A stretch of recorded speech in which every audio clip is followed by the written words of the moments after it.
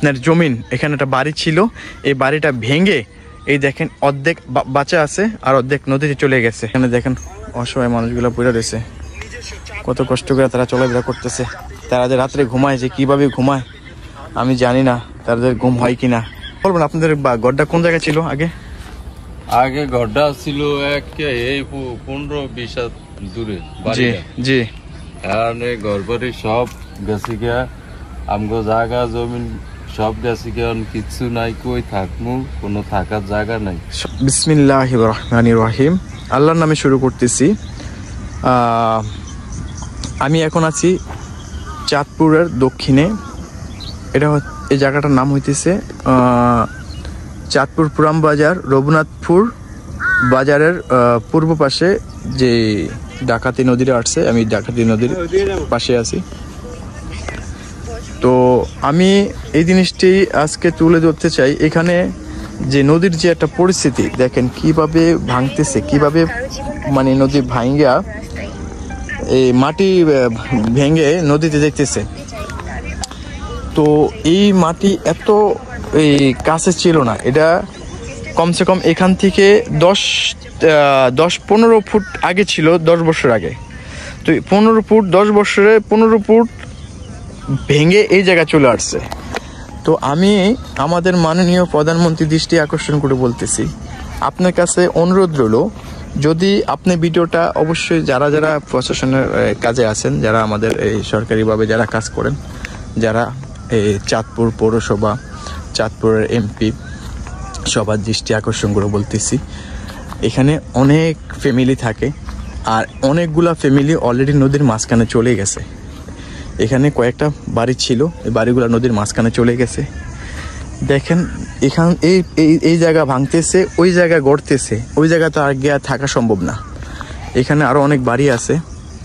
তো এটা হচ্ছে পাড়ারি বাড়ি। তো আমি পাড়ারি বাড়ির আগে আছি, আমি এখন যাইতেছি রঘুনাথপুর বাজারের দিকে। আমি আরও কিছু দেখানোর চেষ্টা করব। এখানকার যে পরিস্থিতি, আমার মনে হয় না যে আগামী 20 বছরও এই জায়গাগুলো টেকানো সম্ভব। দেখেন লাখ লাখ টাকার সম্পদ, সোনার সম্পদ চলে যাইতেছে নদীতে। তো যদি আপনারা পারেন, আপনাদের কাছে অনুরোধ করে বলতেছি, এই নদীটাকে বাঁচানোর জন্য, এই জায়গাগুলোকে বাঁচানোর জন্য একটু চেষ্টা করেন। কারণ এখানকার মানুষ খুব অসহায়ভাবে চলতেছে। আর কি বলবো, আমি আজ থেকে 10 বছর আগে দেখছি এই যে এটা হচ্ছে মাছ, মানে মাছের চাষ করে হ্যাসারির ওই যে লাস্ট কোনার ছিল আপনার জমিন, এখানে একটা বাড়ি ছিল, এই বাড়িটা ভেঙে এই দেখেন অর্ধেক বাঁচা আছে আর অর্ধেক নদীতে চলে গেছে। আমি আরও একটু দেখানোর চেষ্টা করব আপনাদেরকে, এই বাড়ির ওপরটা যেই আপনাদেরকে দেখানোর চেষ্টা করব। 10 বছর যদি একটু ভেঙে যায়, তো এই যে আমি এখন চলে আসছি এই জায়গায়, এপারে চলে আসছি। দেখেন এই যে এখানে যে বাঁশ দেওয়া আছে, বাঁশের লাস্ট মাথা ছিল আগে একটা বাড়ি, বাড়িটা ভেঙে চলে আসছে কোথায় নদী। তো ওই দেখেন মানুষ কি অসহায়ভাবে চলতেছে। তো আমি সত্যি কি বলবো, আমার কোনো বলার জবাব নাই। আমি অসহায়ভাবে বলতেছি, এখানকার মানুষগুলা যদি আপনাদের যদি রাখতে হয়, তাহলে অবশ্যই এই জায়গাটা যেভাবে হোক, মানে এই যে এখানে কিছুটা বস্তা হয়তো দেওয়া আছে, কিছুটা পাত্র বস্তা দেওয়া আছে। তো যদি এইভাবে যদি কন্টিনিউ যদি পাটারি বাড়ি একবার ঢালিঘাট পর্যন্ত যদি বস্তা ফালানো যায় বা ব্লক ফালানো যায়, আমি আরটু দেখানোর ব্যবস্থা করবো আপনাদেরকে। দেখেন খুব কাছে এই যে এই একটা বাড়ি, মানে যায় অবস্থা। এই বাড়িটা থাকবে কিনা জানি না, খুব কাছে চলে আসছে, বাড়িটার কাছে চলে আসছে। দেখেন এখানে একটা ট্রলার রাখছে তারা।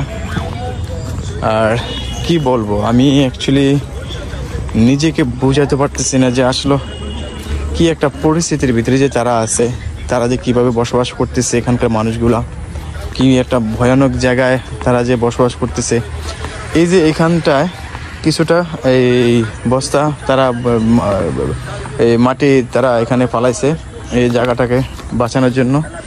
তো এই যে একটা বাড়ি দেখেন, এই যে একটা বাড়ি অলরেডি বাড়িটার ভিতরে ঢুকে গেছে ভেঙে। আমি জানি না ভিডিওটা কতটুকু যাবে, তবে যতটুকু পর্যন্ত যায়।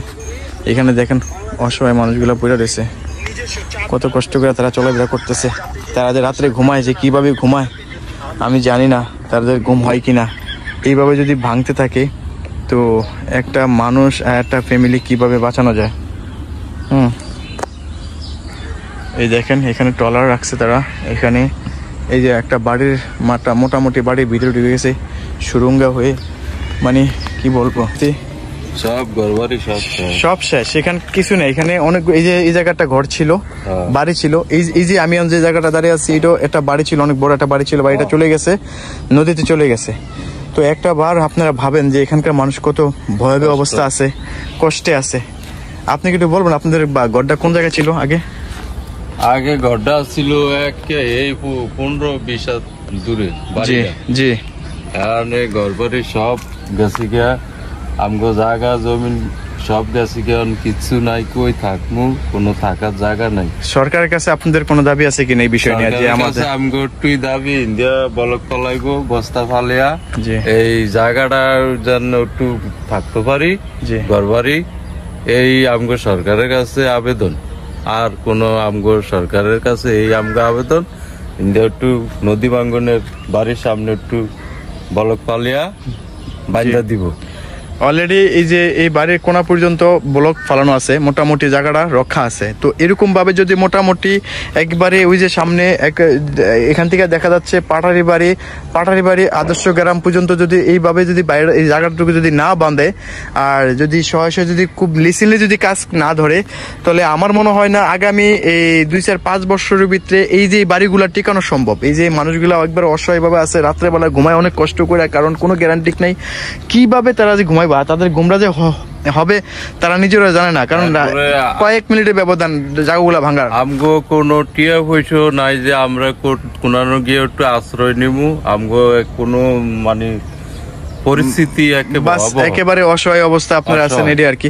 তো আসলে দেখেন এখানে দেখেন মানুষগুলো কত কষ্ট করে চলতেছে। এই দেখেন কাছে নদী। আমার নিজের কাছে ভয় লাগতেছে। আমি যে এখানে দাঁড়িয়ে কথা বলতেছি, কি গ্যারান্টি আছে এই জায়গাটা এই মুহূর্তে এই জায়গা মানে থাকবে, এটা কত করে ভাঙিয়ে দিতে পারে, কোনো গ্যারান্টি নেই। তো এই যে ঘরটা দেখেন, আপনার এই ঘর না, এই দেখেন এই ঘরটার কি পরিস্থিতি দেখেন, মানুষ কত অসহায় ভাবে এই জায়গাটা আছে। তো এই জায়গা এটা হচ্ছে রঘুনাথপুর এলাকা, এই শেগোবাড়ি 5 নং ওয়ার্ড, শেগোবাড়ি না? হ্যাঁ, রঘুনাথপুর এলাকা 5 নং ওয়ার্ড শেগোবাড়ি। আমি এখন ওই জায়গায় আছি, নদীর পাড়ে পূর্ব দিকে। এখানে আপনার সামনে হাই স্কুল আছে, তাই না? এটা কি হাই স্কুল না বলে? হাই স্কুল আছে, প্রাইমারি স্কুল আছে। তো ওটার অপোসাইডে আর কি, ওটার ব্যাক সাইডে আছি। তো দক্ষিণ পাশে আছি। তো আমি আমাদের মাননীয় প্রধানমন্ত্রীর দৃষ্টি আকর্ষণ করে বলতে চাই, আবারও আপনার দৃষ্টি আকর্ষণ করে বলতে চাই, আপনার কাছে অনুরোধ রইল, আমাদের পররাষ্ট্রমন্ত্রীর কাছে অনুরোধ রইল, যে আমাদের চাঁদপুরের যে মেয়র, চাঁদপুরের যে এমপি, তাদের কাছে অনুরোধ রইল, আপনারা একটু কষ্ট করে মেহেরবানি করে যদি এই জায়গাটুকু যদি একটু কষ্ট করে যদি আপনারা যদি বস্তা বা ব্লকের যদি কোনো একটা ব্যবস্থা করতে পারেন, তারা যে এই জায়গায় যে আছে তাদের থাকাটা হয়তো অবশ্যই একটু ঠাই হবে। আর নিলে যারা যেভাবে আছে তারা খুব অসহায় ভাবে আছে। আপনার কোনো মন্তব্য আছে আপনার এই জায়গাগুলো যে ভেঙে যাচ্ছে? না, আমি কোনো মন্তব্য কি রেডি হইতো না ইন্ডিয়া, ওই যে দেখছ না কত 20-15 বছর আইছে। দেখেন আগে ওনারা বলতেছে আগে অনেকবার আসছে এখানে আইসা এইভাবে তাদের কাছ থেকে মন্তব্য নিয়ে গেছে, তারা অনেক অসহায় ভাবে আছে, তারা অনেক কষ্ট করে আছে, তারা মনের কষ্ট নিয়ে বলতেছে এগুলা হবে না, আমাদের সম্পদ, আমরা টিকাতে পারবো না, এগুলা নদীর সাথে চলে যাব। দেখেন এখান দিয়ে ভাঙতেছে, ওই জায়গাটা ভরতেছে। তো ওই জায়গা তার ভরলে ওই জায়গাকে তো আর ঘর করা সম্ভব না, তাই না? আসা যাওয়া সমস্যা। তো এই মনে কষ্ট নিয়ে তারা কথাগুলো বলতেছে। তো আমি আবারও দৃষ্টি আকর্ষণ করে বলতেছি, এই যে জায়গাগুলা যদি আপনারা যদি এখন লিসেনলি যদি কাম যদি না ধরেন, তাহলে যেভাবে ভাঙতেছে আমার মনে হয় না আগামী 10-15 বছরের ভিতরে যে এখানে কমসে কম 8-10টা বাড়ি আছে, তাই না? এই 8-10টা বাড়ি টেকানো সম্ভব। তো আমি আর কি বলবো, আমি অনেকক্ষণ যাবত এই জিনিসটা দেখতেছি। আর আমরা একটু ঠাই আশ্রয় পাম হই, বাস ওনাদের থাকার একটা স্থান হবে। আর ভিডিও এখান থেকে শেষ করতেছি, আমি এখান থেকে ভিডিও শেষ করতেছি। আমাদের মাননীয় প্রধানমন্ত্রী দৃষ্টি আকর্ষণ করে, আমাদের চাঁদপুর মেয়র দৃষ্টি আকর্ষণ করে, চাঁদপুর এমপি দৃষ্টি আকর্ষণ করে, স্বরাষ্ট্রমন্ত্রী দৃষ্টি আকর্ষণ করে বলতেছি, একটু কষ্ট করে হলো আপনারা মেহেরবানি যদি করেন তাহলে এখানকার 8-10টা বাড়ি অনেকটা মানে তারা সুরক্ষা হবে, তাদের জন্য একটা মানে নতুন লাইফ পাওয়ার মতন একটা রাস্তা তারা পাবে আর কি। তো ইনশাল্লাহ চেষ্টা করেন তারা, যেমন আদর্শ গ্রাম যদি আমরা যদি মনে করি যে আদর্শ গ্রাম যারা থাকে তারা কিন্তু এদের মতন মানুষে থাকতেছে। এই যে বাড়িগুলা নদী ভাঙে নিয়ে আইতেছে, তাদের যাদের বাড়িগুলা নদী ভাঙে নিয়ে আইতেছে তারা কিন্তু আদর্শ গ্রামে থাকতেছে। তো এনে তো অলরেডি জায়গা আলহামদুলিল্লাহ আছে, তাদের সম্পদ আছে। তো এখানে যে সম্পদগুলো আছে সম্পদগুলো টিকানোর জন্য বেশি কিছু দরকার নাই, শুধুমাত্র কিছু বস্তা আর কিছু ব্লকের যদি ব্যবস্থা এই যে অলরেডি এই কোট্টু পর্যন্ত আছে, এখানে অলরেডি ব্লক ব্যবস্থা আছে, বস্তার ব্যবস্থা আছে। তো এই জায়গার থেকে এই জায়গা পর্যন্ত আমি যা দেখতেছি, হ্যাঁ 150-200 ফুটের মতন, এই 200 ফুটের মতন মামলা, এই 200 ফুট 250 ফুট যদি বস্তা আর যদি আপনার এই যে ব্লকের ব্যবস্থা করে, তো ইনশাল্লাহ আশা করি 10টা বাড়ি বেঁচে যাবে আর কোটি কোটি টাকার সম্পদ বেঁচে যাবে। এখানকার মানুষ একটু অসহায়, যে অসহায় ভোগ করতেছে, অসহায় থেকে তারা একটু রাহি পাবে আর কি। সরকারি বাসা বাড়িও পাই না আমরা এখানে, সরকার থেকে যে বাসাগুলা দেওয়া হইতেছে বা যে আদর্শ গ্রামে যে জায়গাগুলা, এই যে নদী ভাঙন, যে যারা নদী ভাঙার আশ্রয় কেন্দ্র, হ্যাঁ তারা এগুলো কোনো কিছু ভোগ করতে পারতেছে না, তারা এগুলো পাইতেছে না।